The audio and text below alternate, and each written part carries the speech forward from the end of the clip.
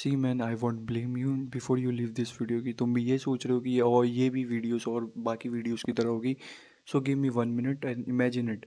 जब तुम्हारी लाइफ में जब तुम मेंटल प्रेशर से गुजर रहे हो, तुम एक साइकोलॉजिकल प्रॉब्लम से गुजर रहे हो, ट्रॉमेटिक प्रॉब्लम से गुजर रहे हो अपनी लाइफ के अंदर, इमेजिन इट जब तुम अपनी लाइफ के एक वर्स्ट फेज में होंगे, जब तुम्हारी लाइफ की बहुत गंदी हालत हो रही होगी, तुम मेंटल प्रॉब्लम से, फैमिली प्रॉब्लम से, साइकोलॉजिकल प्रॉब्लम से, रिलेशनशिप में प्रॉब्लम से, जब तुम इतनी सारी प्रॉब्लम से जब तुम एक सफ़र कर रहे होंगे, जब तुम्हारी लाइफ की बैंड बजी होगी, जब तुम कैसे अपनी मेंटल हेल्थ को या मेंटली खुद को संभाल कैसे पाओगे। तो फर्स्ट थिंग देखो भाई, ये बताना इसके मैं तुमको कॉन्सिक्वेंसेस भी बताऊंगा, इसके फेवर क्या है और अनफेवर क्या है इस चीज़ को करने से।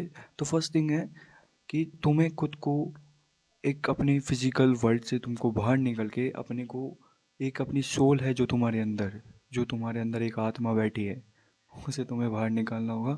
जिस टाइम जो तुम इमोशन फील कर रहे हो, जैसे तुम मेंटली बिट्रेल या कुछ ऐसा वैसा फील कर रहे हो, जब तुम्हें अपनी लाइफ को एक 30 या 40 मिनट्स, जब तुमको एक अकेले में रूम में बैठना होगा, इसकी यही रिक्वायरमेंट्स है कि तुमको एक अकेले रूम में बैठना होगा। जब तुम अकेले होंगे खुद के साथ, नो फोन्स, नो नथिंग, जब तुम्हारे हाथ में सिर्फ एक पेन होगा एंड एक में नोटबुक होगी, ये तो सेकेंडरी चीज़ चली जाती है। फर्स्ट थिंग, तुम इसको ऐसे भी नॉर्मली भी कर सकते हो, चलते चलते भी कर सकते हो। ये इसको कहते हैं सेल्फ ऑब्जर्वेंस। ये एक ऐसी चीज़ है जिससे तुम खुद को एक मेंटली स्ट्रांग बना सकते हो बहुत ज़्यादा। ये तुम्हें जब काम में आएगी जब तुम्हारी हर जगह से लगी पड़ी हो, हर जगह से तुम्हारी पे प्रॉब्लम्स आ रही हो। तो इसको करने का एक ही तरीका है, शांत हो जाओ और अपनी बॉडी को एक थर्ड पर्सन के रूप में देखो। जैसे तुम गेम होता है लाइक ए BGMI, उसके अंदर जब तुम खेल रहे होते हो तो तुम अपने कैरेक्टर को कोऑर्डिनेट कर रहे होते हो कि कैरेक्टर अपना कर कैसे रहा है, तुमको कैसे एनिमी को मारना है, तुम स्ट्रेटेजी बनाते रहते हो। वैसे ही तुम्हारी बॉडी है, तुम्हारी बॉडी वो जो कैरेक्टर है गेम का वो है, और तुम्हारी सोल है जो तुम खेलने वाले हो। सोल को अपनी तुम एक बाहर निकालो और थिंक कि इस सिचुएशन में तुम क्या करने चाहिए हो। जैसे कि मैं एक एग्जांपल लेते हैं कि जैसे कोई तुम्हारे साथ रिलेशनशिप में बिट्रेल हो चुका है, जब तुम बहुत ज़्यादा ट्रॉमेटिक फील कर रहे हो, बट यू थिंक कि इसको करने से क्या फ़ायदा होगा या कोई मेरे लिए लाइफ में इम्पोर्टेंस रखता है, ये रखता है, बट अब मेरे को क्या इसके रोने से या मेरे को इसको एकदम इसके पीछे भागने से कुछ मिलेगा। So I need to focus on important things like this. ऐसे तुमको थोड़ा सेल्फ ऑब्जर्वेंस करनी होगी कि तुम्हारी लाइफ में क्या इंपॉर्टेंट है क्या नहीं है। सेकंड थिंग पे आ जाते हैं, जर्नलिंग। तुम्हारी लाइफ में तुमको मेंटली स्ट्रांग बनना है ना, तो भाई तुम्हारे 10 जगह तुम्हारे को अकेला रहना पड़ेगा। और अकेला, हाँ, तुम्हें अकेला रहना पड़ेगा अपनी लाइफ में कि कहीं एक ऐसा पॉइंट आएगा जब तुम अकेले होंगे, बिल्कुल अकेले। उस टाइम तुम्हें खुद को खुद के साथ रहने की आदत डालनी पड़ेगी। हाँ, थोड़ा हो रहा है कि बोले हाँ सेल्फ अकेला रहना मीन्स मतलब तुमको खुद के साथ कंफर्टेबल होना पड़ेगा। अकेला रहना बहुत इम्पोर्टेंट है। तो स्टार्ट करो जर्नलिंग। जर्नलिंग स्टार्ट करो कि अपनी तुम्हारी लाइफ में क्या हो रहा है, तुम्हें क्या करना चाहिए, तुम्हारे गोल्स, तुम्हारे अगले दिन का तुमको क्या करना है। अपनी लाइफ को एक स्ट्रक्चर दो।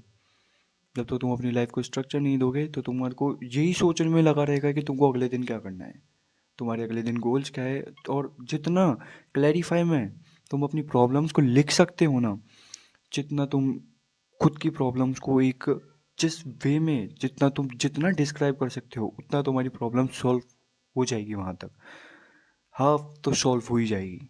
फाइनेंशियली है बट तुम लिखोगे तो उसको शायद हो जाएगी। तो स्टार्ट जर्नलिंग। थर्ड पॉइंट है, स्टार्ट मेडिटेशन। मेडिटेशन स्टार्ट करो भाई।